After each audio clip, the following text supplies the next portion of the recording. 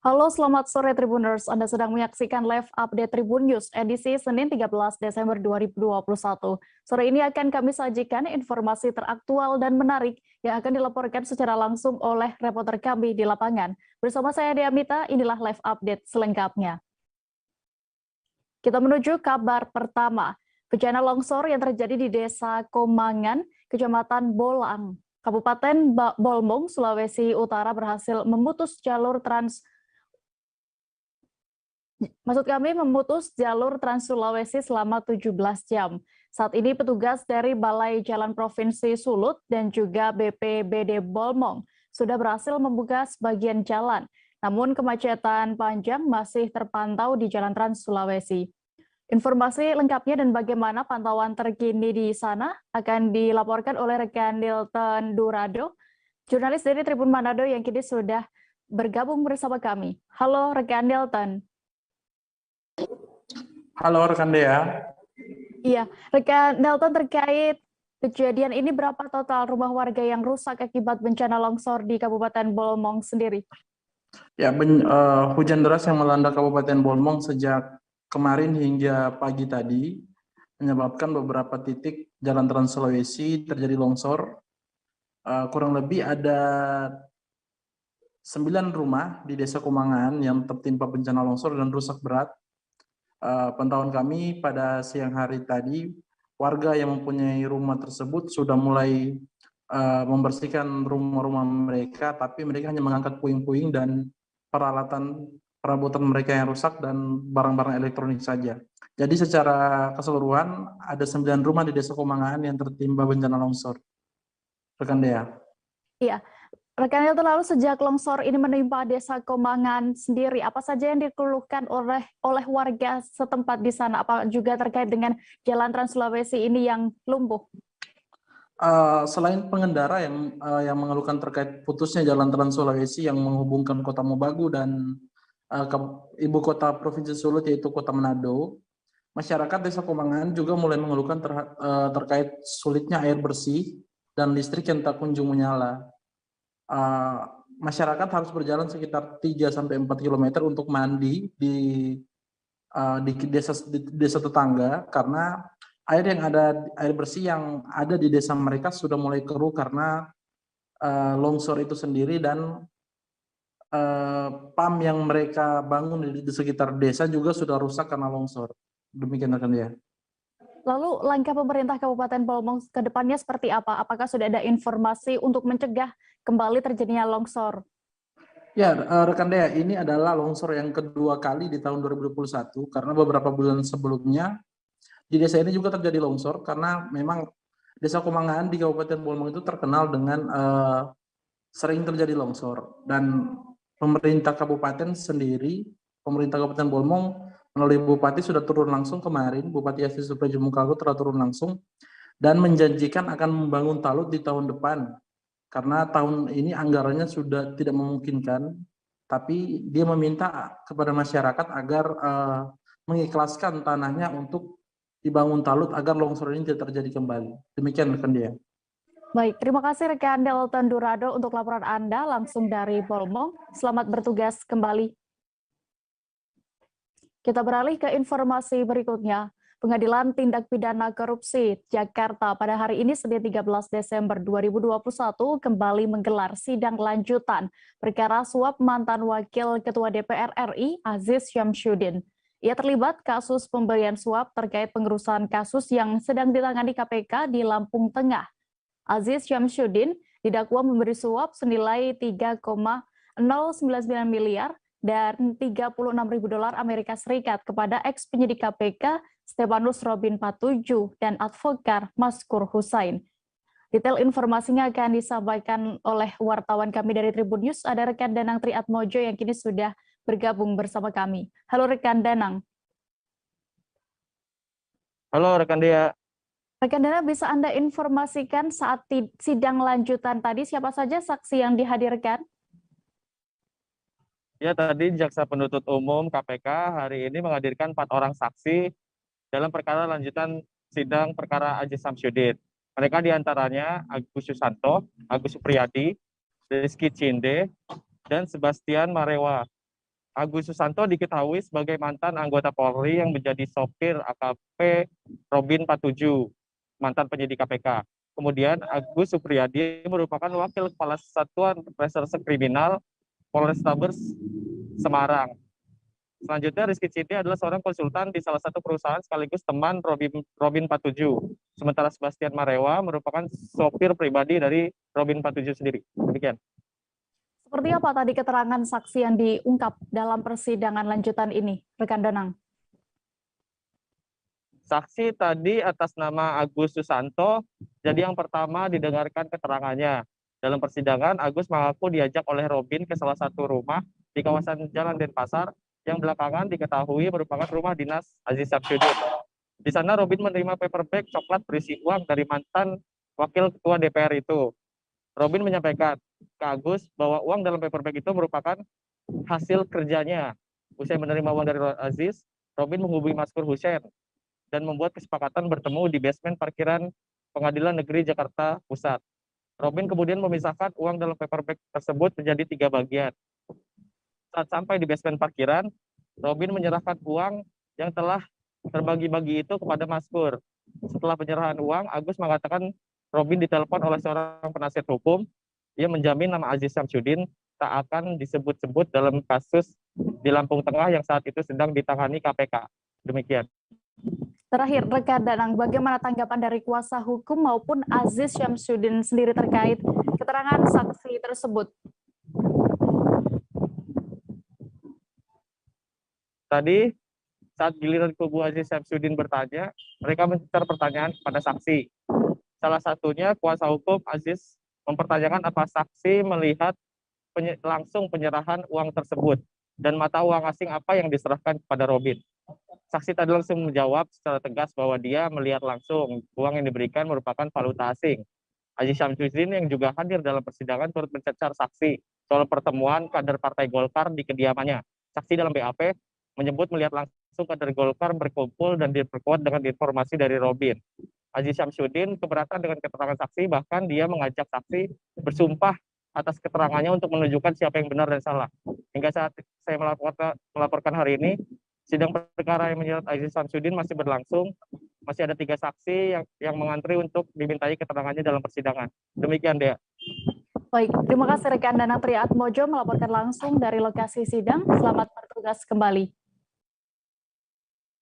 Gubernur DKI Jakarta Anies Baswedan menghadiri peresmian penataan makam Sultan Daud Syah Aceh di TPU Utan Kayu, Rawamangun, Pulau Gadung, Jakarta Timur pada hari ini, Senin 13 Desember 2021. Dalam peresmian makam tersebut, mantan Menteri Pendidikan dan Kebudayaan ini disambut oleh perwakilan keluarga yang juga keturunan dari Sultan Muhammad Alaiddin Daud Syah.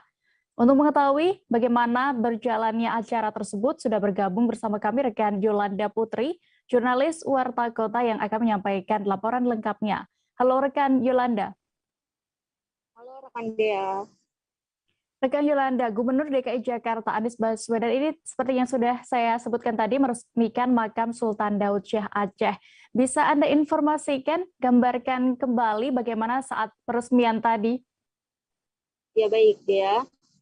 Gubernur DKI Jakarta Anies Baswedan menghadiri peresmian penataan makam Sultan Muhammad Daud Syah Aceh di TPU Utan Kayu, Rawamangun, Pulau Gadung, Jakarta Timur, Senin pagi tadi. Orang nomor 1 di ibu kota ini mengatakan bahwa pemugaran merupakan suatu bentuk penghormatan dirinya kepada seorang pribadi yang melepaskan seluruh hidupnya untuk berjuang bersama rakyat, mengusir kolonialisme. Anies juga berharap pemugaran makam Sultan Muhammad Alaiddin Daud Syah ini harus menjadi tradisi untuk menjaga para pejuang. Dalam peresmian tersebut, dirinya disambut oleh perwakilan keluarga yang juga keturunan dari Sultan Muhammad Alaiddin Daud Syah. Adapun jumlah keseluruhan makam yang dipugar oleh Pemprov DKI Jakarta melalui Dinas Pertamanan dan Hutan Kota DKI Jakarta, yakni berjumlah 7 makam keluarga Sultan Muhammad Alaiddin Daud Syah. Selain itu juga Anies diberikan siwah dan kopiah Meiko Top Aceh yang merupakan senjata tradisional khas Aceh dari perwakilan keluarga Sultan Muhammad Alaiddin Daud Syah. Begitu dia. Lalu bagaimana tanggapan dari pihak keluarga Sultan Muhammad Daud Syah ini terkait makam leluhurnya yang dipugar oleh Pemprov DKI? Ya, perwakilan keluarga Sultan Muhammad Alaiddin Daud Syah, Tengku Dian Anggraini mengungkapkan rasa bahagianya sebab makam leluhurnya dipugar oleh Pemprov DKI Jakarta. Menurutnya, pemugaran ini kami sangat antusias sekali karena selama ini makam kakek kami, makam Sultan, tidak terlihat oleh khalayak umum. Dengan begitu, dirinya berharap ke depan Sultan Muhammad Alaiddin Daud Syah dapat diangkat sebagai pahlawan nasional oleh pemerintah Indonesia. Gitu deh. Baik, rekan Yolanda, untuk menyegarkan kembali ingatan Tribuners ya terkait Sultan Muhammad Daud Syah, bisa Anda ceritakan mengenai sosoknya? Ya dia, Sultan Muhammad Daud Syah merupakan sultan terakhir kerajaan Aceh Darussalam yang berkuasa pada 1874 hingga 1923. Dirinya menggantikan kedudukan Sultan Muhammad Alaiddin Daud Syah dan diangkat sebagai Sultan Aceh di Masjid Indrapuri pada tahun 1878. Semasa berkuasa, Sultan Muhammad Alaiddin Daud Syah menentang Belanda yang saat itu menguasai wilayah Kutaraja Aceh. Sultan Muhammad Alaiddin Daud Syah ini bahkan merobek draft damai karena tidak mengakui kekuasaan Belanda. Kendati demikian, akhirnya Belanda mengasingkan Sultan Muhammad Alaiddin Daud Syah ini pada tahun 1907. Lalu ia meninggal dunia sebagai tawanan Belanda di Batavia atau sekarang kita kenal sebagai Jakarta pada 6 Februari 1939 dan dimakamkan di TPU Utan Kayu Rawamangun. Begitu deh. Baik, terima kasih rekan Yolanda, dan berikut Tribuners kami tampilkan keterangan dari Anies Baswedan, Gubernur DKI Jakarta terkait kegiatan ini selengkapnya. Pagi hari ini kita sama-sama hadir di dalam peresmian pemugaran Kompleks Makam Sultan Alaiddin Muhammad Daud Syah yang wafat di Jakarta pada tahun 1939. Dimakamkan waktu itu di TPU Utan Kayu, Jakarta, di tempat ini. Pemugaran ini adalah bentuk penghormatan kita kepada seorang pribadi yang melepaskan seluruh kenyamanan hidupnya bila ia memilih untuk menjadi komprador, memilih untuk menjadi teman bagi kolonial, tapi ia memilih untuk berjuang bersama rakyat mengusir kolonialisme. Perjuangan itu memiliki ongkos yang amat mahal karena dia melepaskan semua yang menjadi kenyamanannya. Seorang yang dilahirkan di keluarga kesultanan dan memilih berjuang bersama rakyat kebanyakan. Kita berbicara di akhir abad 1800, awal abad 1900. Itu adalah masa di mana kemerdekaan belum terlihat di depan mata. Tim sepak bola kebanggaan Sumatera Selatan, Sriwijaya FC, menambah amunisi 3 pemain anyar. Ketiga pemain baru ini telah bergabung untuk menghadapi babak 8 besar Liga 2. Diketahui Liga 8 besar Liga 2 akan berlangsung 15 hingga 23 Desember mendatang di Stadion Pakansari Cibinong Bogor dan Stadion Wibawa Mukti Bekasi. Dan kabar selengkapnya akan disampaikan rekan wartawan dari Sripoku.com, ada rekan Abdul Hafiz yang kini sudah terhubung bersama kami di sana. Halo rekan Hafiz. Halo rekan Dea. Ya, Hafiz, bisa Anda informasikan terkait hal ini bagaimana Coach Til Maizar yang pelatih ya dari Sriwijaya FC ini melihat peluang ketiga pemain anyar untuk bisa layak menjadi starting pada laga perdana menghadapi Persiba Balikpapan. Oke rekan Dea dan Tribuners sekalian, Sriwijaya FC yang berambisi untuk kembali naik ke Liga 1 akan memasuki babak 8 besar yang akan mulai tanggal 15 sampai 23 Desember 2021 mendatang. Ada 3 pemain anyar yang sudah hadir. Ini ada winger Engli Bersani, ada Gulam Fatur Rahman, posisi gelandang serang, dan striker Sunawan Rusani. Ini Coach Neil Maizar telah menjelaskan bahwa ketiga pemain ini sedang beradaptasi dengan pemain lama Sriwijaya dan sedang melakukan penilaian yang nantinya jika nanti layak untuk bisa bersaing dengan pemain-pemain yang sudah ada, ketiga pemain ini akan menjadi starter terutama pada laga perdana menghadapi Persiba Balikpapan yang akan berlangsung hari Rabu tanggal 15 Desember 2021 petang. Demikian rekan Dea. Ya, terkait penilaian itu tadi, bagaimana untuk penilaian sementara dari Neil Maizar sendiri dengan masuknya 3 pemain anyar tersebut? Ya, rekan Dea, ketiga pemain tersebut sudah disimulasikan dengan pemain-pemain yang sudah ada sebelumnya, dan Neil Maizar bersyukur ketiga pemain ini sudah bisa berbaur, artinya sudah mulai beradaptasi dengan pemain yang lama.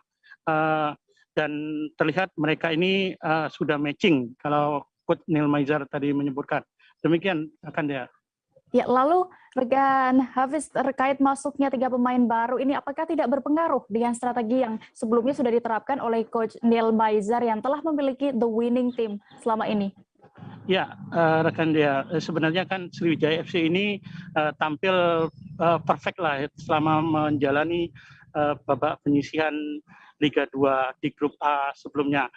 Untuk lebih bagus lagi untuk menghadapi lawan-lawan tangguhnya di babak 8 besar di grup X nantinya, Sriwijaya FC ini siap untuk menambah amunisinya dengan 3 pemain baru ini. Dan menurut Neil Maizar, kedatangan 3 pemain ini tidak dirasakan tidak begitu berpengaruh, karena menurutnya strategi itu sendiri sudah ia terapkan dan tinggal lagi untuk mencocokkan ketiga pemain ini dengan posisinya. Apakah ini akan cocok? Kalau mereka cocok, mereka akan mendapatkan posisinya yang untuk menjadi starter. Demikian rekan Dea. Ya, namun apakah ketiga pemain ini sudah resmi didaftarkan atau apakah masih juga nantinya ada tambahan pemain baru lagi kemungkinan? Ya rekan Dea, tadi juga kita sempat mewawancarai juga manajer tim Sriwijaya FC, Hendriansa. Beliau mengatakan bahwa ketiga pemain anyar ini sudah didaftarkan di PT Liga Indonesia Baru selaku operator dari liga, kompetisi liga, dan untuk kemungkinan pemain yang akan masuk lagi, artinya tambahan dari 3 pemain ini, itu bisa saja terjadi karena jendela bursa transfer pemain ini masih dibuka itu sampai tanggal 14 Desember besok hingga pukul 24.00. Demikian rekan Dea. Baik, Tribuners, berikut rekan Hafiz sudah berhasil mewawancarai Neil Maizar selaku Kepala Pelatih Sriwijaya FC. Kami tampilkan selengkapnya. Ya, alhamdulillah mereka sudah datang dan sudah bergabung ya, NB Sani ya, 1, habis itu Nawan 1 atau Rusni sudah gabung, dan hari ini alhamdulillah memang kita simulasikan seperti apa besok kita menghadapi pertandingan 3 pertandingan, dan alhamdulillah mereka kayaknya sudah mulai matching karena kan baru bertanding kemarin, jadi saya harap tidak ada masalah, dan teman-teman pun semuanya welcome dengan kedatangan mereka. Ini suatu hal yang positif. Mudah-mudahan sisa latihan ini kita akan lebih cepat. Masuknya 3 pemain baru, apakah akan berpengaruh pada strategi coach atau gimana, Coach? Sebenarnya strategi sih sama ya, cuma kita melihat dia cocok nggak di situ.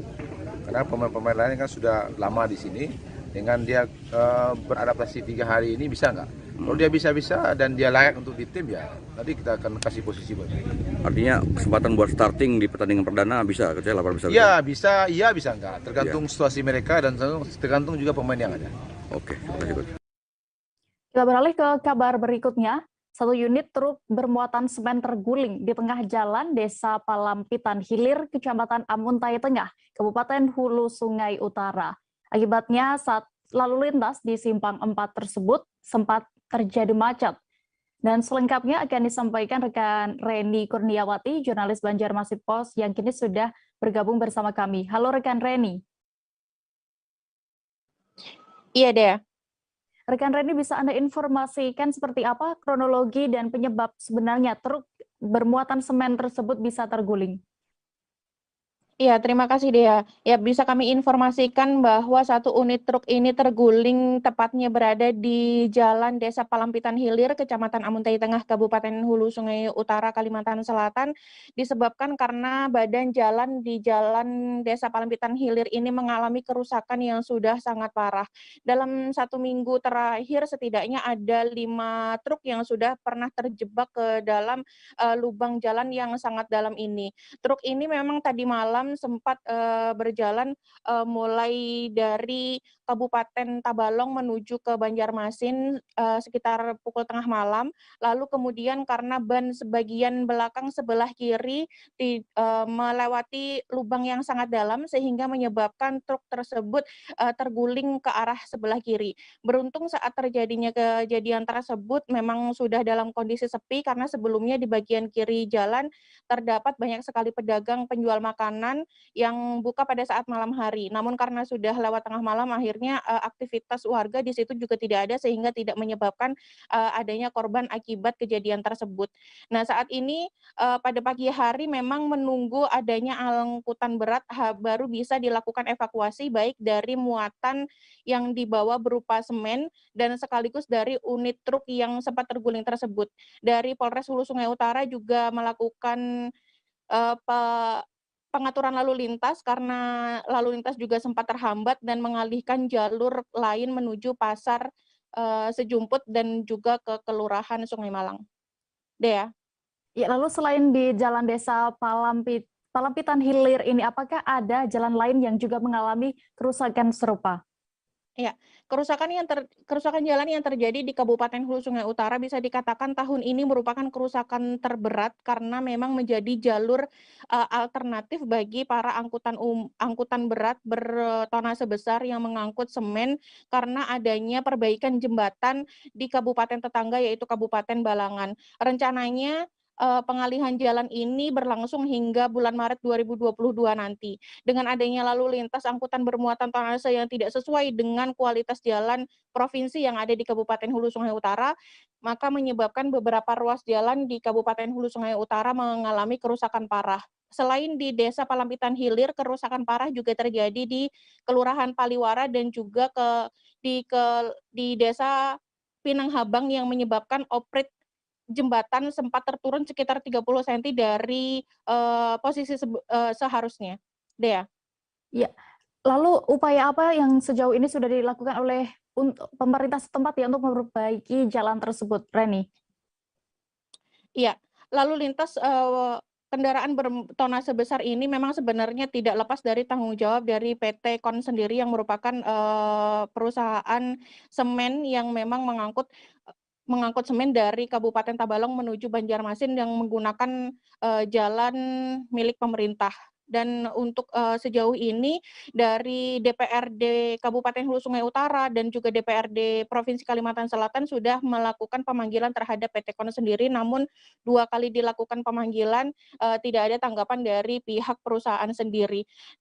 Beberapa waktu lalu dari Ketua Komisi 3 DPRD Provinsi Kalimantan Selatan Sahrujani juga turun langsung ke lokasi bekerja sama dengan Balai Besar Pelaksana Jalan Nasional melakukan pemantauan langsung terhadap beberapa titik jalan yang mengalami kerusakan hingga akhirnya dilakukan perbaikan jalan sementara untuk di Desa Pinanghabang, Kecamatan Amuntai Tengah.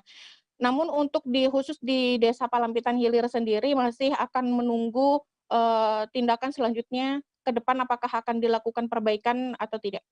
Dea. Ya, lalu masih dari pantauan Anda, Reni, apa pengaruh untuk warga dengan adanya kerusakan jalan dan lalu lintas angkutan bermuatan seperti ini?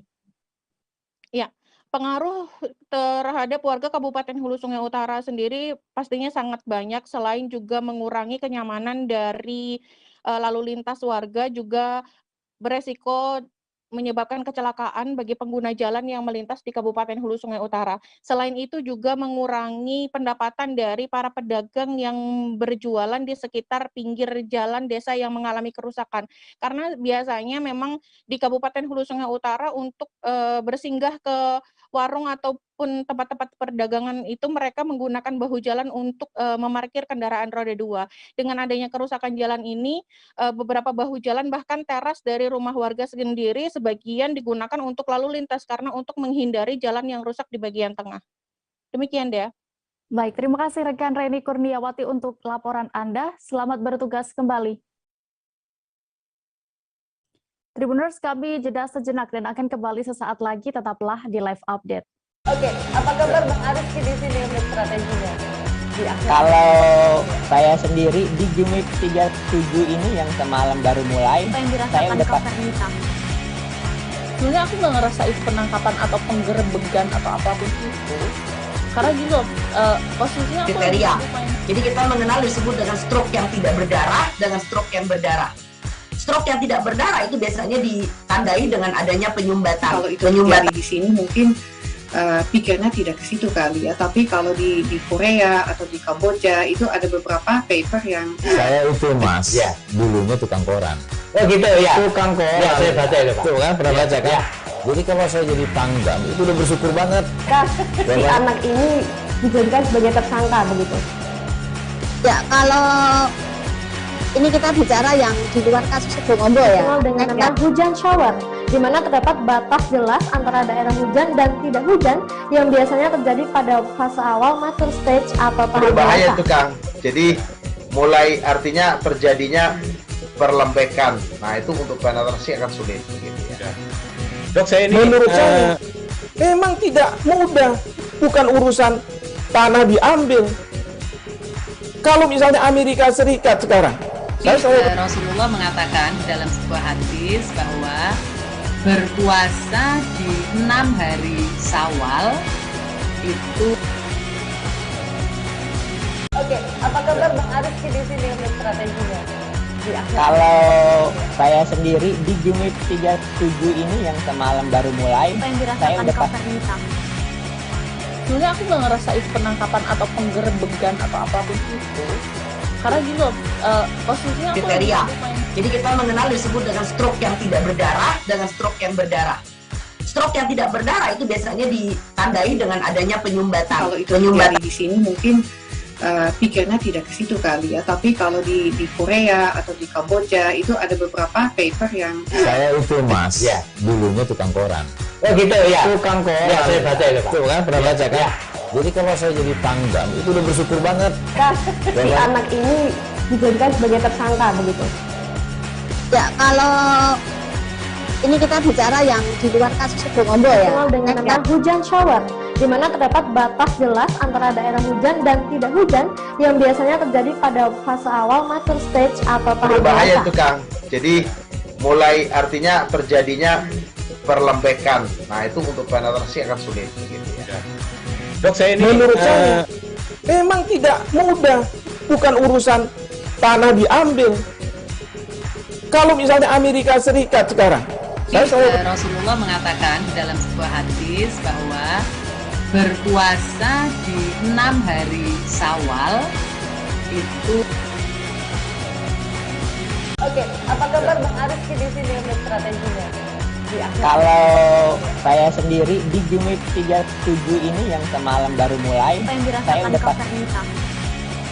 sebenarnya aku nggak ngerasa itu penangkapan atau penggerebegan atau apapun itu, karena gitu posisinya kriteria.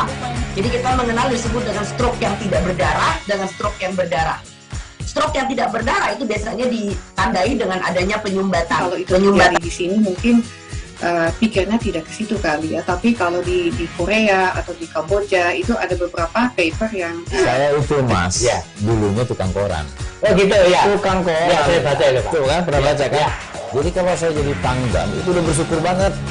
Si anak ini dijadikan sebagai tersangka begitu. Ya kalau Ini kita bicara yang di luar kasus Sebongombo ya. Dengan nama hujan shower, di mana terdapat batas jelas antara daerah hujan dan tidak hujan yang biasanya terjadi pada fase awal mature stage atau tahap Berbahaya dewasa. itu Kang.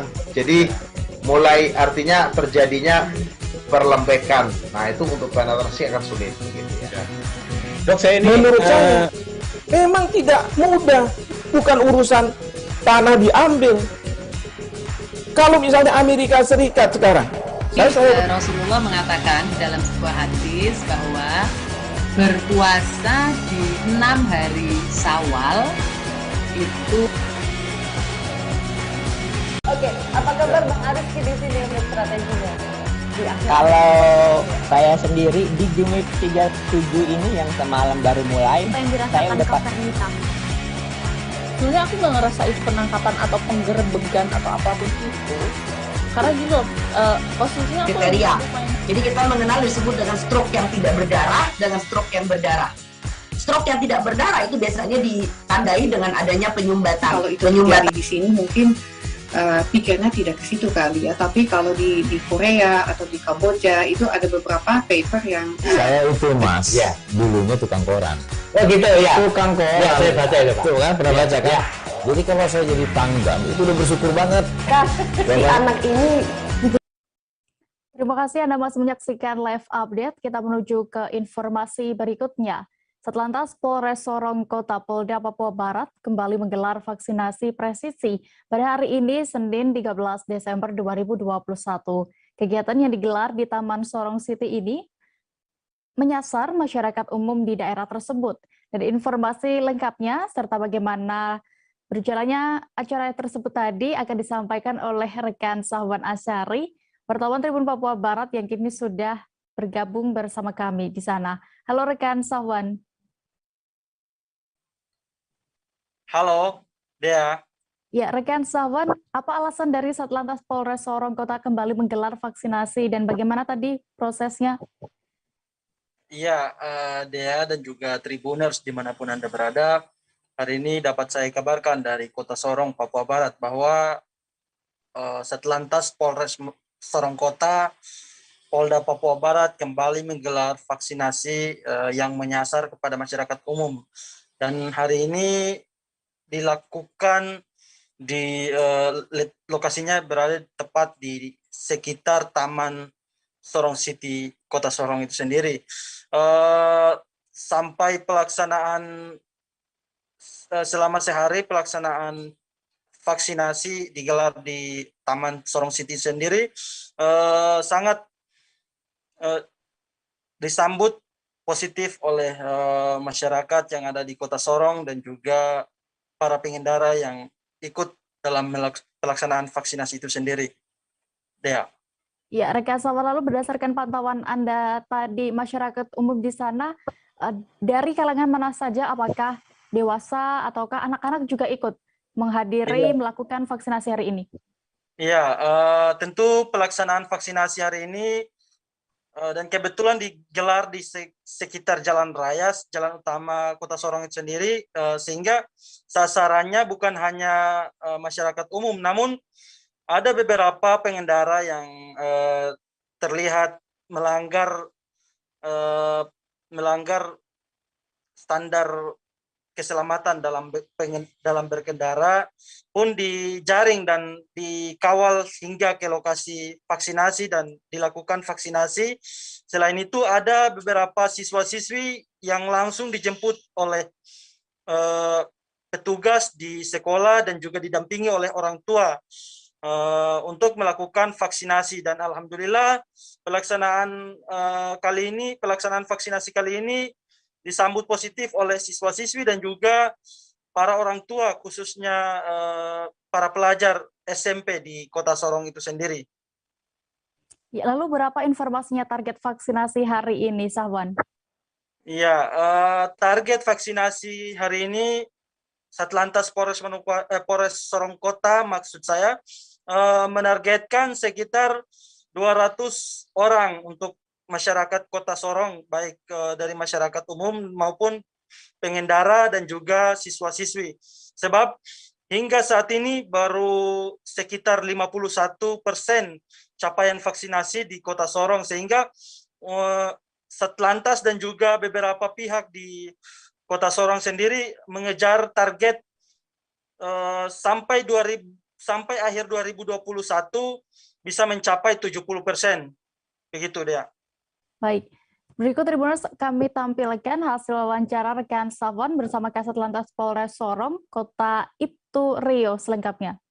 Kami dari Satlantas Polres Sorong Kota pada kesempatan siang hari ini sedang melaksanakan kegiatan vaksinasi dengan sasaran adalah para pengendara baik roda 2 maupun roda 4. Tujuan dilaksanakan kegiatan vaksinasi ini adalah untuk meningkatkan capaian vaksinasi di Kota Sorong yang masih di angka 51%. Karena target capaian vaksinasi kita di Kota Sorong ditargetkan di akhir tahun ini mencapai 70%. Nah, salah satu upaya yang dilakukan oleh Satlantas Polres Sorong Kota adalah melaksanakannya vaksin on the road, ya. Jadi kita laksanakan di jalan.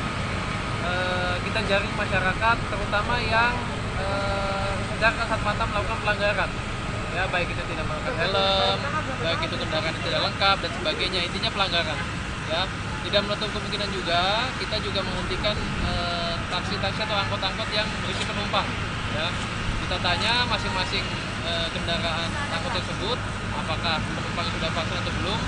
Ya, mohon maaf, ini dengan sedikit penekanan, ya, kepada masyarakat, apabila yang melanggar daripada kami lakukan denda tilang, lebih baik divaksin. Jadi sedikit kami tekan masyarakat supaya timbul kesadaran untuk masyarakat mau divaksin. Selain pengendara dan juga mungkin masyarakat yang ada di sekitar sini, ada tidak siswa-siswi yang dijemput atau? Oh, tentu ada, ya. Karena memang salah satu sasaran vaksinasi adalah pelajar. Ya, bisa dilihat di belakang itu ada beberapa anak sekolah yang kami himbau dalam hal ini antara orang tuanya ke sini untuk dilaksanakan vaksinasi. Jadi ini targetnya tidak hanya orang umum, melainkan anak sekolah pun juga bisa. Untuk keterlibatan personil Satlantas sendiri? Berapa, Mbak? Untuk saat ini yang terlibat kegiatan sejumlah 20 orang personil, yang kami bagi di beberapa pos kegiatan. Ada yang mematikan kendaraan, ada yang memeriksa kendaraan, ada juga yang kami tempatkan di bagian pendaftaran vaksinasi. Ya, intinya kita laksanakan vaksinasi ini untuk masyarakat. Satres Narkoba Polres Tangerang Selatan menangkap artis Bobby Joseph yang kedapatan menggunakan narkotika jenis sabu. Kabid Humas Polda Metro Jaya, Kombes Endra Zulpan mengungkapkan penangkapan tersebut berlangsung pada Jumat 10 Desember 2021 dini hari lalu. Menurutnya, penangkapan dilakukan pihaknya saat Bobby sedang melakukan transaksi terkait barang haram tersebut. Detail informasinya dan bagaimana perkembangan kasus terkini akan disampaikan oleh Rizky Amana, jurnalis Warta Kota yang kini sudah bergabung bersama kami. Halo rekan Rizky.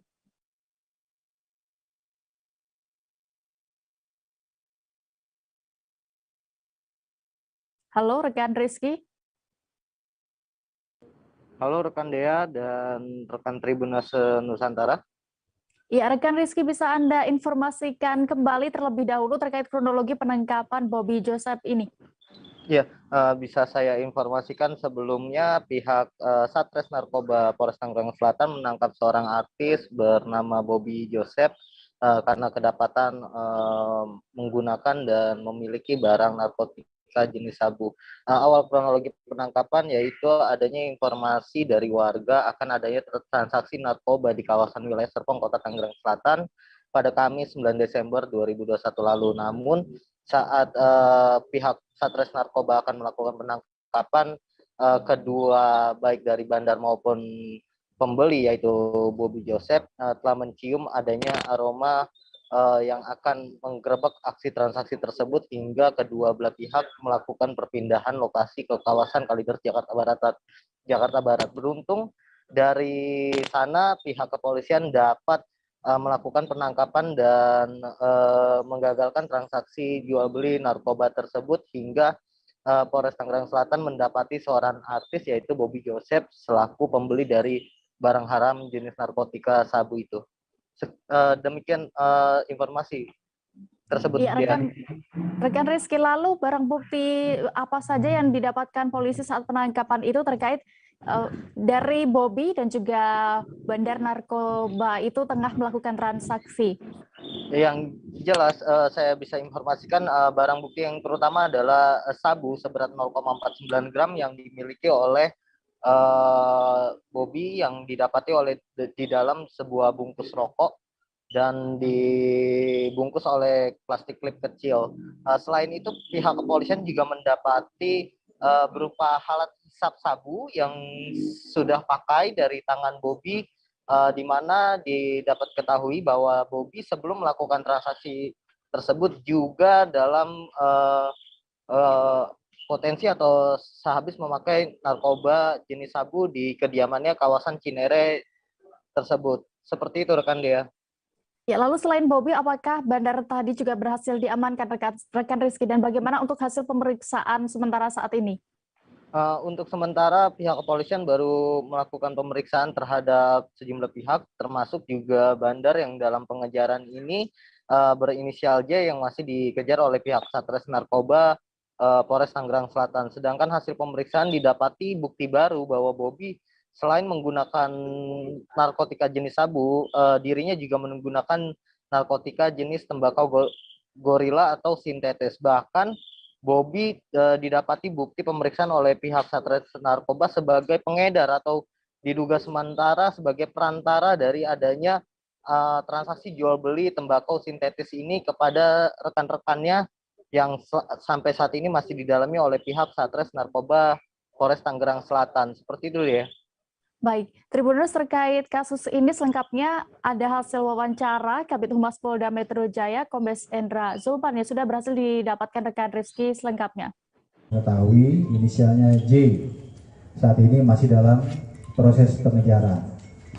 Kemudian berdasarkan pemeriksaan terhadap saudara Bobby Joseph atau J oleh Polres Tangerang Selatan, ya, ini yang bersangkutan mengakui sudah menggunakan narkoba jenis sabu sejak tahun 2015, ya, 2015. Kemudian berdasarkan pemeriksaan juga yang bersangkutan ini juga menjadi perantara, ya, dalam pembelian dan pemesanan narkoba jenis sintetis atau gorila, ya, yang kita kenalkan gorila. Jadi yang bersangkutan, ya, sudah diketahui, ya, berdasarkan rekam jejak digitalnya, ya, bahwa yang bersangkutan memiliki akun tersendiri dalam rangka menampung pemesanan narkoba jenis sintetis atau gorila, ya, kepada orang-orang yang membutuhkan.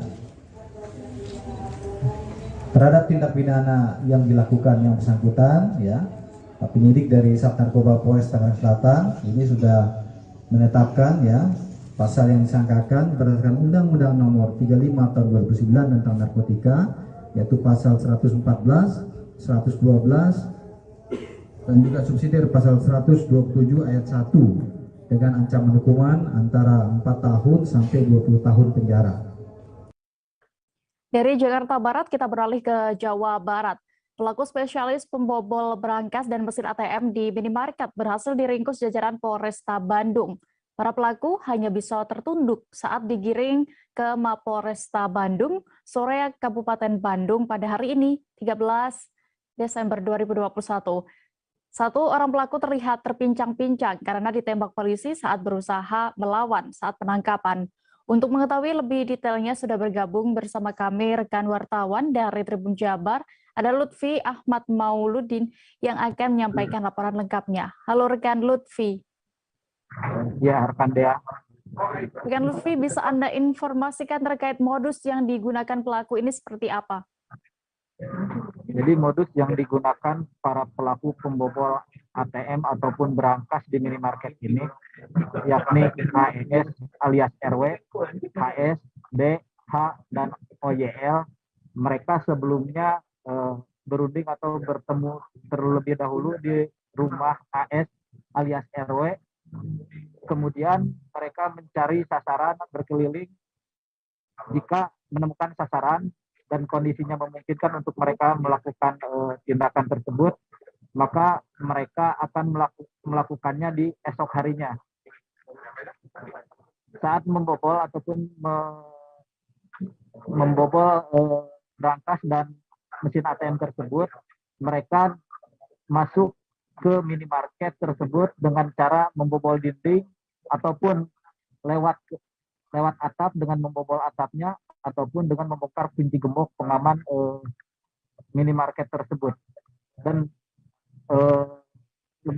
selain itu dari 5 pelaku merupakan 3 residivis dan mereka bertemu di lapas yang berada di Banten. Mereka juga merencanakan aksinya tersebut saat berada di lapas yang berada di Banten tersebut. Ya, rekan Lutfi, berdasarkan pengakuan dari komplotan pelaku pencurian ini, sudah berapa kali mereka melakukan aksi dan di mana saja itu? Menurut pengakuan dari para pelaku, mereka telah melakukannya di 9 TKP, ada yang di daerah Banten, Cianjur, Bandung, dan lainnya. Walau demikian, pihak jajaran Polresta Bandung masih akan terus mengembangkan kasus tersebut.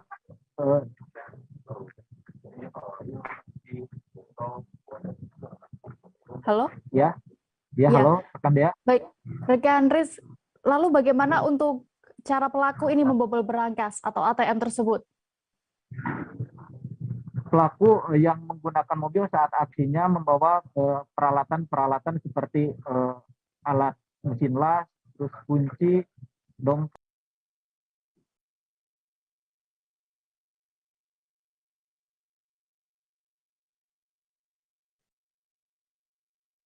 Halo, rekan Lutfi. Oleh jajaran Polresta Bandung masih terdapat 1 brankas yang telah dirusak ataupun dibobol oleh para pelaku yang menggunakan dengan mesin las tersebut. Baik. Berikut Tribuners akan kami tampilkan keterangan dari Kombes Pol Hendra Kurniawan selaku Kapolresta Bandung terkait kasus ini selengkapnya.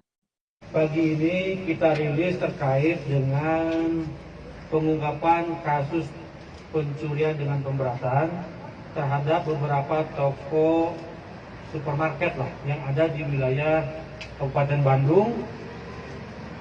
Jadi kita telah mengamankan 5 orang pelaku, ada yang dari Bandung, dari Banten, dan Banten. Mereka pelaku ini cukup menarik karena mereka bertemunya ada 3 orang residivis dengan kasus yang sama, bertemunya di lapas di Banten. Kemudian mereka merencanakan suatu kegiatan untuk membobol supermarket tersebut.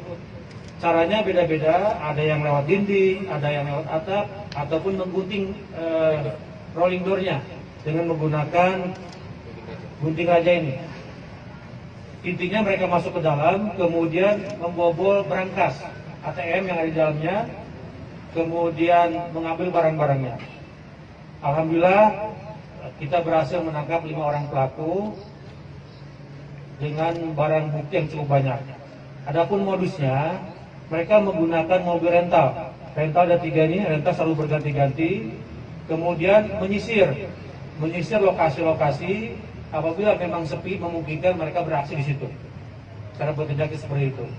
Ancamannya kita kenakan pasal 363 dengan ancaman pidana minimal 9 tahun. Kalau berangkas ini, Pak? Bang, ini Bang, TKP di mana tuh? Ditangkapnya di mana, Bang?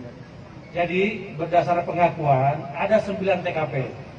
Cianjur, Garut, Bandung, Banten juga. Tetapi yang ada di kita, ada 5 laporan polisi yang sudah pasti. Ya. Berarti bukan warga sini, Pak Kapolres ya? 2 dari Banten, 3 dari Bandung. Ada yang ditembak? Tidak ada kerjaan, Pak. Pak RW aja, bagi Pak RW betul? Iya. Residivis kasus yang sama ini, Bang? Bukan. Yang residivis 3 orang ya? Iya. Bang, apa namanya? Kumpulin depan kamu, baru muter. Iya. Menyesal nggak? Ya, cukup menyesal. Cukup menyesal. Udah berapa kali? Ya, baru 2 kali. Baru 2 kali? 2 kali. Yang ikut, temanmu yang lain? Udah lebih? Sama, Pak. Hutan kota di Kelurahan Bojong Sari, Kabupaten Indramayu, Jawa Barat diduga dijadikan tempat maksiat. Hal tersebut diketahui dari banyaknya laporan masyarakat sekitar yang mengadu ke pemerintah daerah. Kabar selengkapnya akan disampaikan rekan Handika Rahman, jurnalis Tribun Cirebon yang kini sudah tersambung bersama kami di sana. Halo rekan Handika. Halo Dea. Ya rekan Handika, terkait dugaan lokasi hutan kota Indramayu menjadi tempat maksiat ini karena apa? Baik, Dea, dapat kami informasikan hutan kota di Kelurahan Bojong Sari, Kecamatan Kabupaten Indramayu, Jawa Barat diduga menjadi tempat lokasi maksiat. Hal tersebut diketahui dari banyaknya laporan masyarakat kepada pemerintah daerah yang mengadu soal aktivitas di sana. Masyarakat mengeluhkan di sana sering menemui banyak orang yang melakukan pesta miras hingga pacaran di lokasi tersebut, terutama pada saat malam hari. Hal ini dikarenakan lokasi di hutan kota Indramayu tersebut memang sepi ya. Sekelilingnya dipenuhi dengan hutan-hutan dan apabila saat malam hari kondisi memang sepi sekali karena jauh dari pemukiman warga juga. Ya, lalu sejauh ini bagaimana sikap Pemda soal hal tersebut? Mengetahui adanya laporan tersebut, pemerintah daerah berencana akan menindak tegas soal kejadian yang terjadi di hutan kota Indramayu di Kelurahan Bojong Sari tersebut. Bupati Indramayu, Nina Agustina, rencananya akan menutup sementara lokasi hutan kota itu untuk menghindari kejadian diduga maksiat tersebut. Sebelumnya, sebelum melakukan penutupan, Bupati juga rencananya akan memindahkan warung-warung yang tadinya berjualan di lokasi hutan tersebut untuk ditempatkan di tempat yang nanti akan disediakan oleh pemerintah daerah. Dalam hal ini, Bupati Indramayu juga menjelaskan bahwa hutan kota tersebut merupakan aset milik pemerintah Kabupaten Indramayu. Fungsinya untuk menambah keindahan kota dan sebagai ruang terbuka hijau sekaligus paru-paru kota. Hanya saja karena lokasinya yang sepi dan kurangnya pengelolaan yang baik, tempat tersebut justru disalahgunakan menjadi tempat untuk melakukan hal yang tidak semestinya seperti pesta miras dan pacaran tersebut. Ya. Ya, lalu setelah nanti rencana penutupan ini dilakukan, apa langkah selanjutnya yang dilakukan oleh Pemda?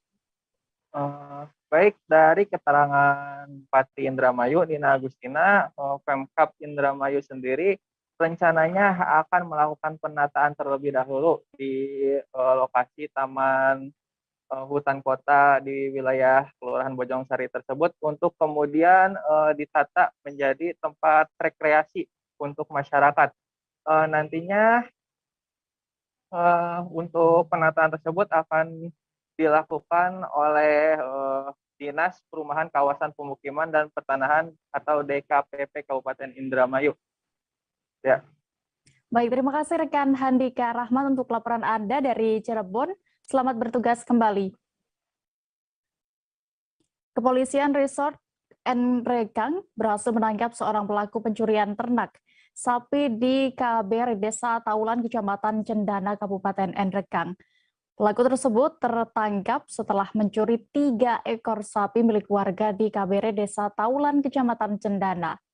Informasi selengkapnya akan disampaikan rekan Aziz Albar, wartawan Tribun Timur yang kini sudah terhubung bersama kami. Halo rekan Aziz. Halo rekan Dea. Ya rekan Aziz, bagaimana bisa Anda informasikan terkait kronologis penangkapan pelaku ini dan bagaimana juga dengan identitas pelaku? Ya baik rekan Dea. Jadi Tribuners, Kepolisian Resort Nrekang pada tanggal 2 Desember kemarin berhasil meringkus seorang pelaku pencurian hewan di Desa Taulan, Kecamatan Cendana, Kabupaten Nrekang, di mana pelaku ini ditangkap pada saat tim Satreskrim Polres Nrekang melakukan patroli pada pukul 2.30 dini hari. Jadi pelaku ini diperoleh pada saat mengangkut hasil curiannya itu ada 3 ekor sapi hasil curiannya dinaikkan ke dalam suatu mobil, dan pada saat dilakukan patroli dan ditahan, pelaku tidak dapat menunjukkan identitas daripada apa yang dibawanya sehingga dilakukan pengecekan, dan hasil pengecekannya ternyata diketahui bahwa sapi yang diperoleh atau hewan ternak yang diperoleh tersebut merupakan hewan hasil curian, sehingga pelaku diamankan ke polsek setempat untuk kemudian diteruskan ke Mako Polres Nrekang. Untuk identitas pelaku sendiri ini merupakan pelaku berinisial PS yang saat ini telah diamankan oleh Mako Polres Nrekang. Ya, lalu apakah hanya satu pelaku tersebut yang ditangkap dan apakah masih akan ada pengembangan terkait kasus ini dan memungkinkan ada pelaku lainnya? Iya, jadi berdasarkan keterangan dari Kapolres Nrekang AKBP Andi Sinjaya bahwa pelaku saat ini untuk sementara masih hanya satu orang, namun pihak kepolisian Resort Nrekang masih mencoba untuk melakukan pengembangan terkait kasus tersebut. Jika memungkinkan dan memang ditemukan ada kemungkinan ada tambahan pelaku dan ada oknum yang terlibat, kepolisian Resort Nrekang akan segera melakukan penangkapan jika memang ditemukan ada oknum atau pelaku lainnya. Seperti itu rekan dia. Ya, lalu setelah ditangkap ini bagaimana dengan ancaman hukuman bagi pelaku, Aziz? Ya, berdasarkan keterangan dari AKBP Andi Sinjaya Kapolres Nrekang mengatakan bahwa pelaku ini diancam dengan pasal 363 KUHP dengan ancaman hukuman 7 tahun penjara. Baik, terkait kasus ini, rekan Aziz sudah melakukan wawancara bersama AKBP Andi Sinjaya selaku Kapolres Nrekang. Selengkapnya.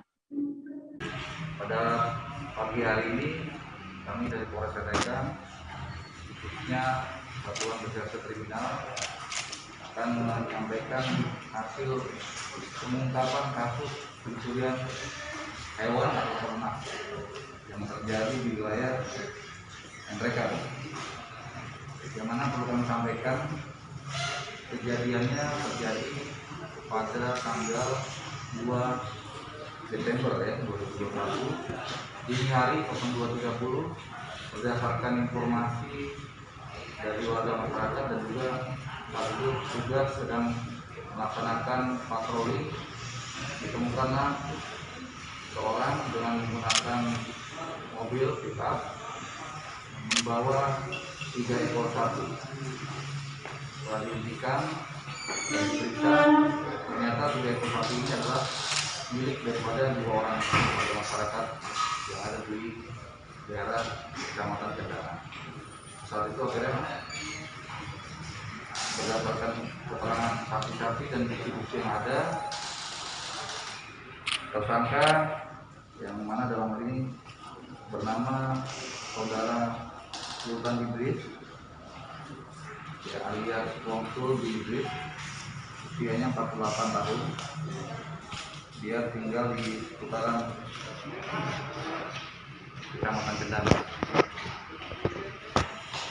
Saat ini sudah kami proses dan sudah kami kumpulkan dari bukti-bukti yang ada.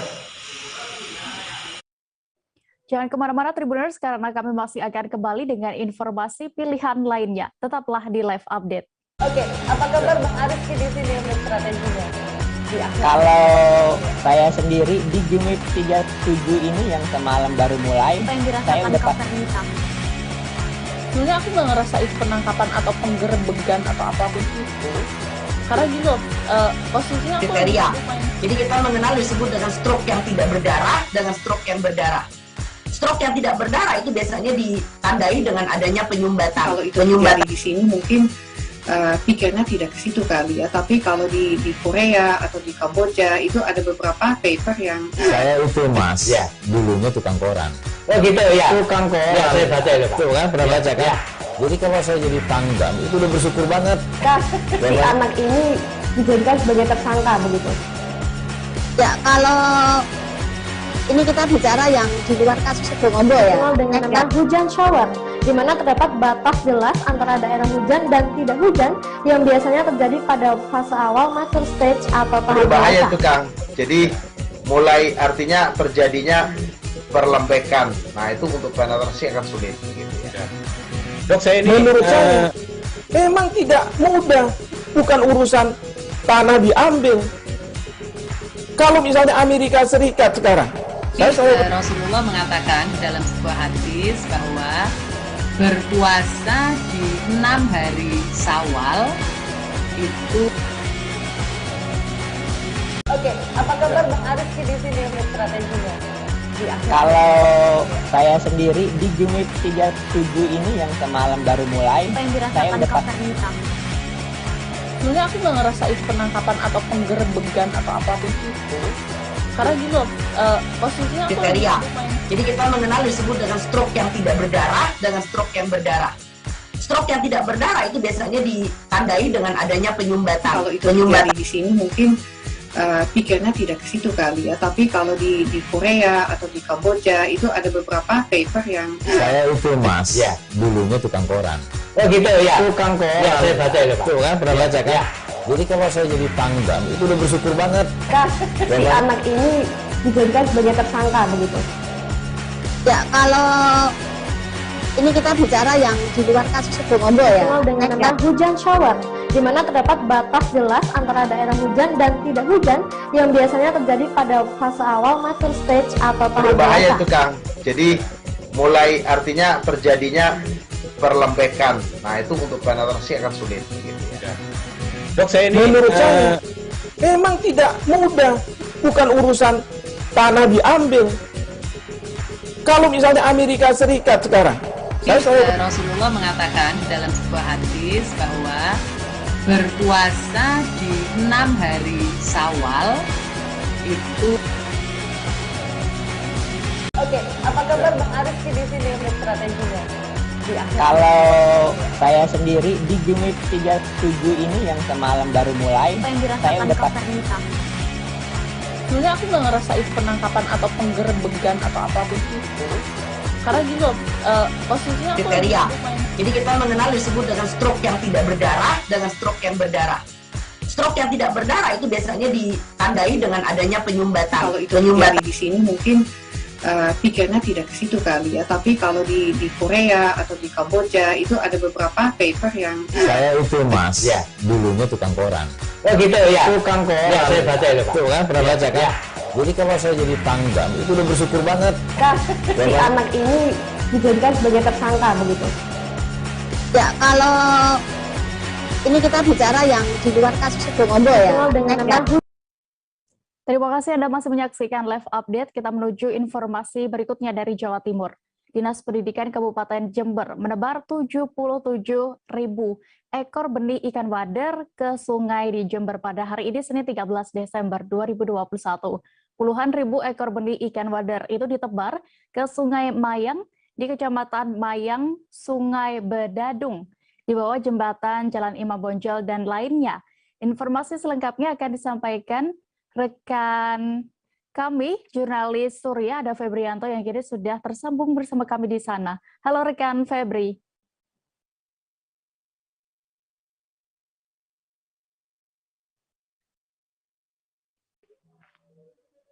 Halo rekan Febri. Ini saya sepertinya keliru deh. Ini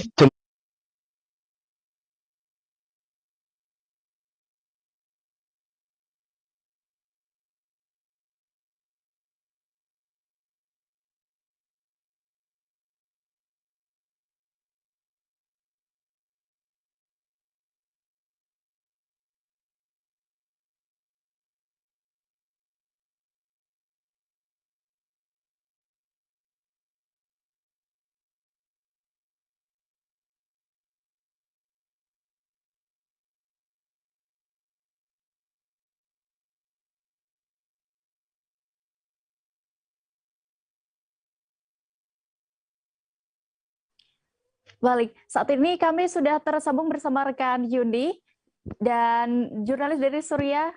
Halo rekan Yuni. Halo, ya. Selamat sore, Tribuners.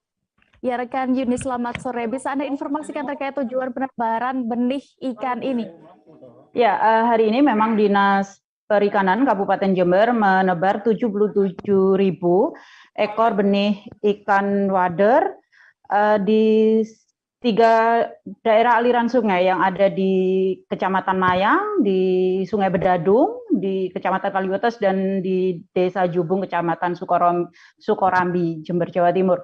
Dan memang penebaran benih ikan ini untuk menjaga ekosistem sungai atau biasa disebut oleh perairan umum itu supaya tetap terjaga. Salah satunya adalah ekosistem ikan di perairan umum atau di sungai ini.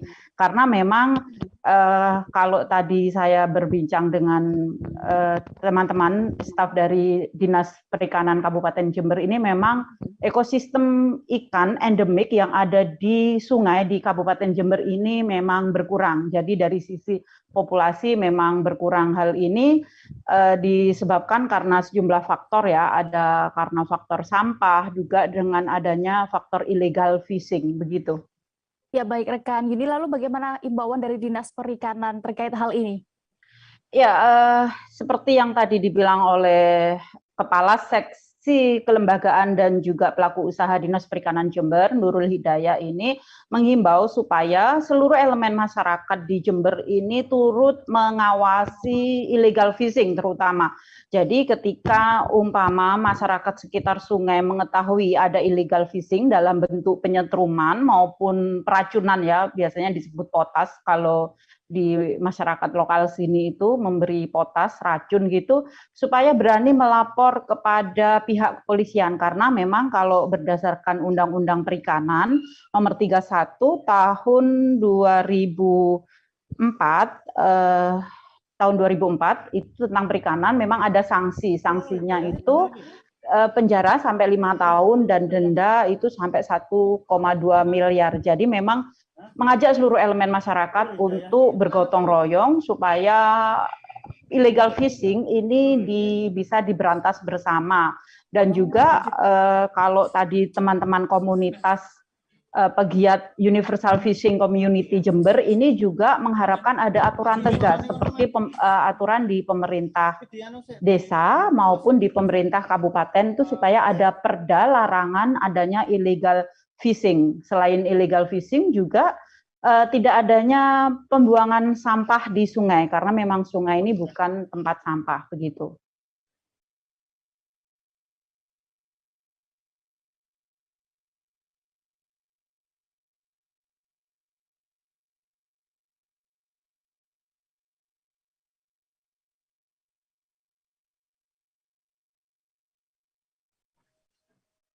Baik, Tribuners, terkait kegiatan ini akan kami tampilkan hasil wawancara rekan Yuni bersama Kepala Seksi Kelembagaan dan Pelaku Usaha Dinas Perikanan Jember, Nurul Hidayah selengkapnya.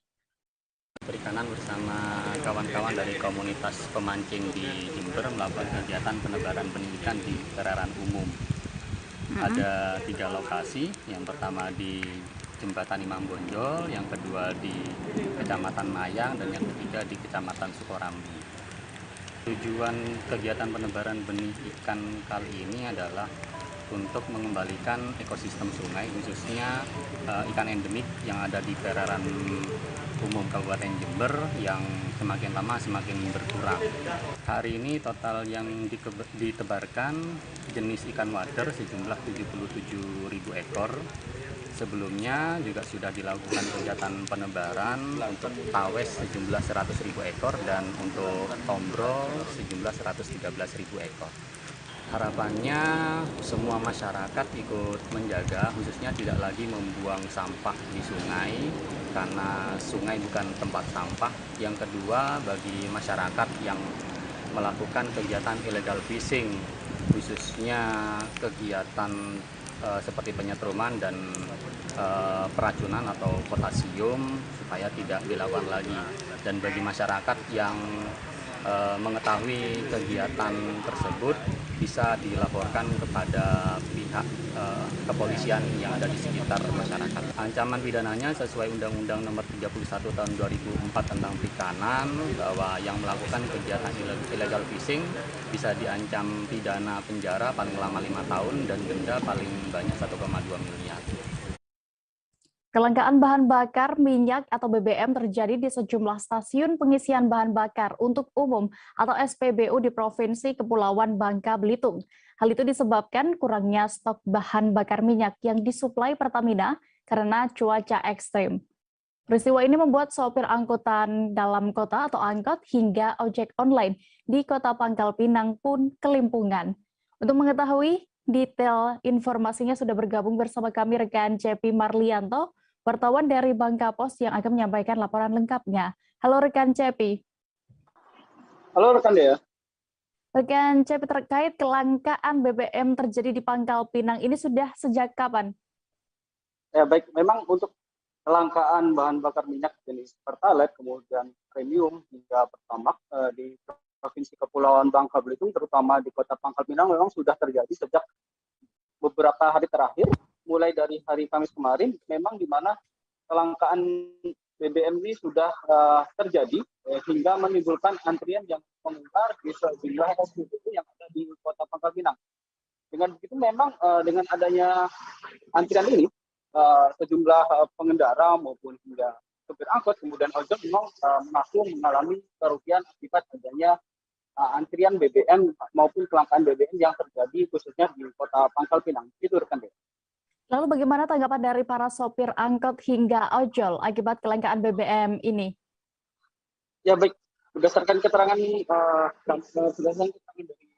sopir angkot maupun ojol yang saya wawancari kemarin, memang mereka sendiri mengeluh dan kelimpungan untuk mencari bahan bakar jenis premium Pertalite maupun Pertamax khususnya di Kota Pangkal Pinang. Dengan begitu memang pendapatan para sopir maupun ojol sendiri mengalami penurunan, di mana yang biasanya mereka mampu mendapat orderan hingga 15 hingga 20 orderan, ini dikurangi menjadi 8 hingga 10 orderan saja. Hal itu dikarenakan guna efisiensi bahan bakar, di mana memang sampai saat ini kelangkaan BBM juga masih terjadi di Kota Pangkal Pinang. Begitu juga dengan beberapa sopir angkot yang sempat saya wawancari kemarin, memang mereka juga terpaksa tidak menarik angkotnya hingga 2 hari lantaran memang harus mengantri untuk mendapatkan BBM jenis premium maupun Pertalite yang memang sampai saat ini masih terus mengalami kelangkaan khususnya di Kota Pangkal Pinang. Begitu rekan Dek. Baik, terima kasih rekan Cepi. Dan berikut Tribuners kami tampilkan hasil wawancara rekan jurnalis kami bersama Asep, satu di antara sopir angkot di Pangkal Pinang selengkapnya. Agak terlambat lah. Terlambat. Lah berapa hari berarti tidak narik, Pak? Kurang lebih 1 hari lebih lah, atau 2 hari lah. Udah 2 hari tidak narik, Pak ya? Berarti ini mengalami kerugian daripada operasional sendiri berarti, Pak? Ada lah rugi. Pernah mencoba mencari untuk ke tempat-tempat eceran sebelah pinggiran jalan nggak, Pak? Pernah. Tapi habis juga. Beralih ke Kepulauan Riau, penumpang KM Kelut dari Pelabuhan Batu Ampar tujuan Belawan, Sumatera Utara membludak 2 pekan jelang Natal. Bahkan hari ini penumpang tujuan Belawan, Sumatera Utara pun naik drastis hingga mencapai 100%. Detail informasinya akan disampaikan langsung oleh rekan Roni Lodolaleng, wartawan Tribun Batam yang kini sudah bergabung bersama kami. Halo rekan Roni. Ya, rekan Dea, selamat sore. Ya, rekan Roni, bagaimana pantauan Anda terkait penumpang di Pelabuhan Batu Ampar 2 pekan menjelang Natal ini? Ya, Dea dan juga Tribuners, meski Natal masih 2 pekan lagi, namun antusias masyarakat untuk mudik ke kampung halaman menggunakan kapal laut, yakni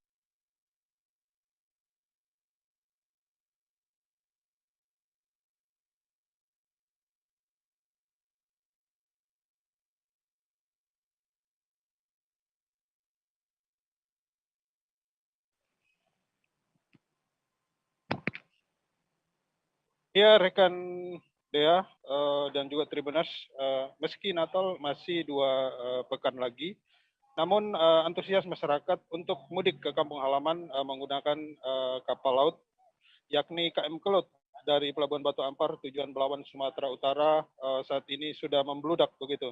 Hal ini disampaikan oleh Kepala Operasional Pelni Cabang Batam, yakni Lanlan, saat ditemui Tribun Batam di lokasi Pelabuhan Batu Ampar pada Minggu 12/12/2021 kemarin. Lanlan mengatakan khusus minggu ini penumpang tujuan Belawan, Sumatera Utara naik drastis hingga mencapai 100%. Hal ini jika dibandingkan dengan pelayaran normal, yakni hanya mencapai 700 hingga 750 penumpang saja. Namun pada minggu kemarin naik menjadi 1.450. Begitu dia. Ya, lalu apakah ada informasi terkait terkait penyebab para penumpang tersebut memilih pulang kampung lebih awal, Roni?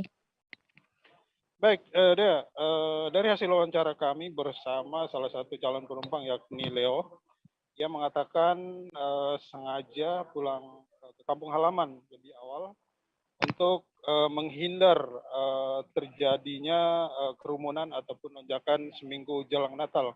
Hal ini dilakukan karena sudah 2 tahun belakangan ini ia sudah mengalami hal yang sama, yakni kelonjakan penumpang dan desak-desakan, sehingga pada tahun ini ia tidak ingin hal itu terjadi lagi, sehingga ia dan keluarga memutuskan untuk pulang ke Medan, Sumatera Utara lebih awal. Begitu dia. Ya, lalu berdasarkan pantauan Anda, bagaimana untuk proses pengamanan tadi di Pelabuhan Batu Ampar? Baik, dari hasil pantauan kami di lokasi Pelabuhan Batu Ampar pada hari Minggu kemarin, terlihat di pintu gerbang utama tampak beberapa petugas keamanan seperti Ditpam, Polsek kawasan pelabuhan, dan juga TNI sedang berjaga-jaga untuk melakukan arahan pada calon penumpang yang hendak masuk ke dalam ruang tunggu Pelabuhan Batu Ampar. Sejumlah personel juga sudah ditambah ya, masing-masing 5 personel di tiap instansi begitu. Situasi aman terkendali hingga kapal diberangkatkan pada pukul 11 siang dengan tujuan Pelabuhan Belawan, Sumatera Utara. Demikian, Dea. Baik, terima kasih rekan Roni untuk laporan Anda dari Batam, Kepulauan Riau. Selamat kembali bertugas. Kita beralih ke informasi berikutnya. Menjelang Natal 2021 dan Tahun Baru 2022, sejumlah pusat perbelanjaan di Surabaya melakukan persiapan. Persiapan ini dalam rangka mendukung pemerintah memutus rantai penularan COVID-19. Lantaran berkaca pada pandemi tahun lalu, terjadi kenaikan kasus COVID-19 hingga mengakibatkan perekonomian pada salah satu tempat keramaian menurun drastis dan terpaksa harus ditutup. Dan kabar selengkapnya akan disampaikan rekan wartawan dari Surya, ada Febrianto yang kini sudah bergabung bersama kami di sana. Halo rekan Febri.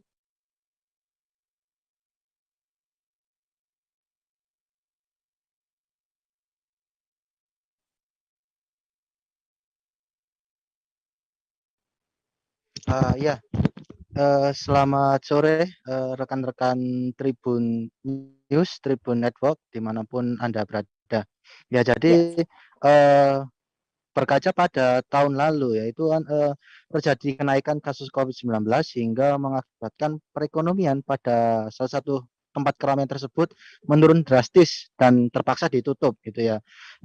Salah satunya adalah Marvel City Mall yang terletak di Jalan Ngagel, Surabaya. Jadi menurut Humas Marvel City Mall Surabaya, Ria Anggreni mengatakan agar tidak mengalami kejadian serupa, pihaknya mengikuti aturan pemerintah Inmendagri, Instruksi Menteri Dalam Negeri tentang pencegahan dan penanggulangan virus corona pada saat Natal dan Tahun Baru. Jadi menurutnya jadi kami mengikuti aturan pemerintah terkait penerapan protokol kesehatan.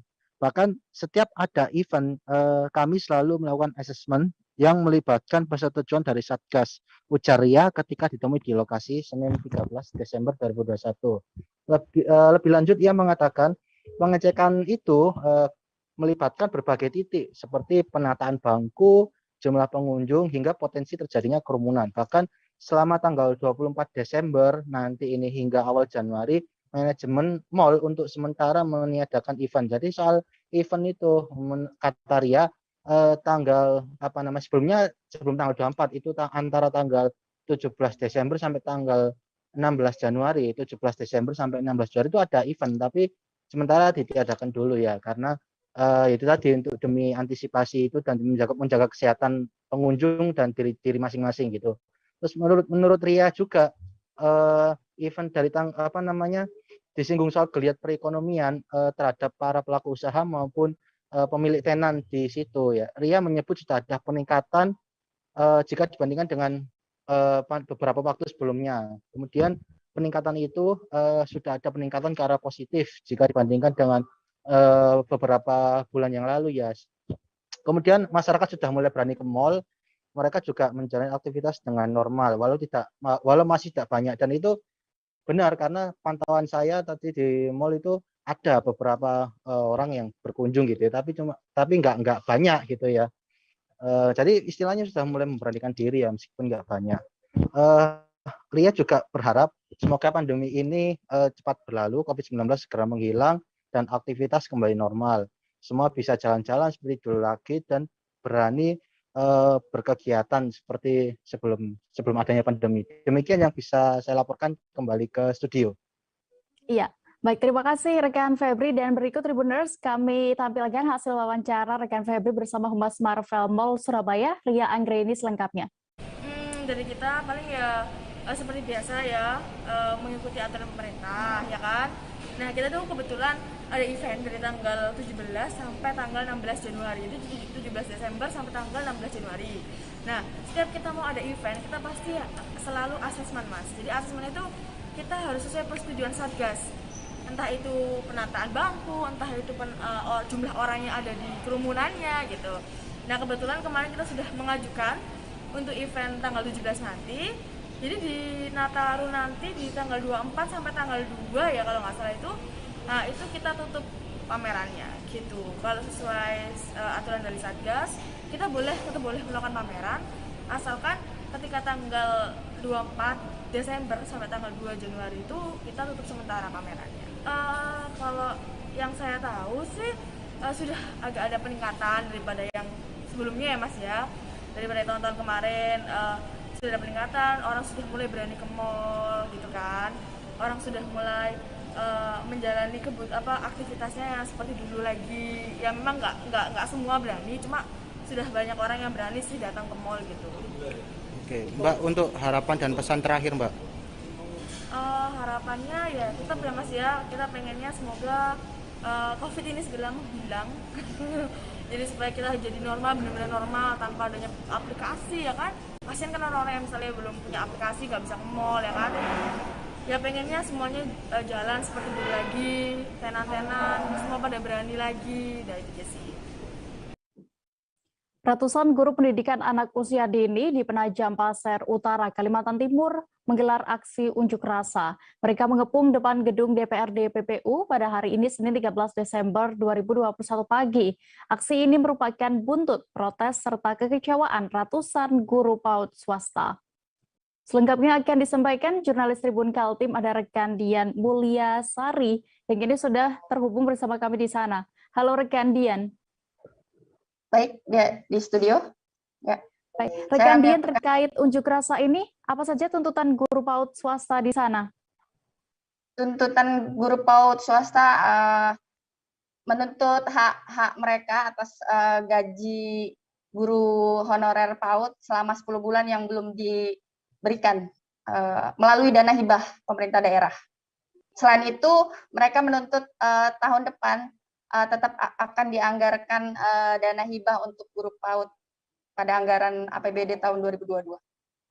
Ya, lalu berdasarkan informasi yang Anda dapat, rekan Dian, berapa bulan totalnya gaji di sana dan juga hibah belum dicairkan pemerintah daerah?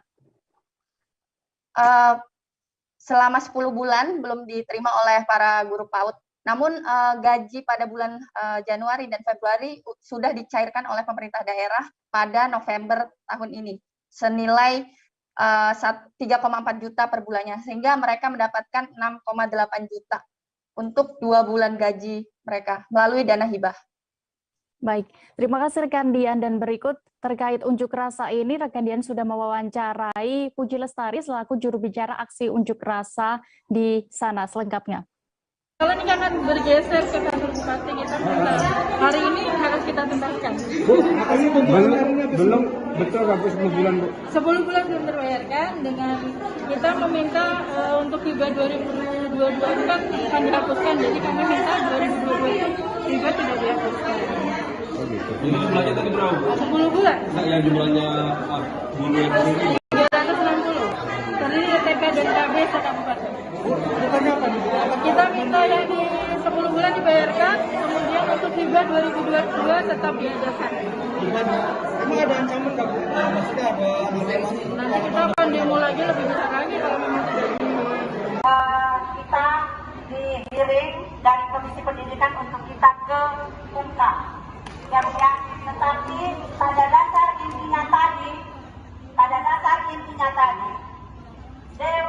sudah mengajarkan, sekarang tinggal dari pemerintahnya.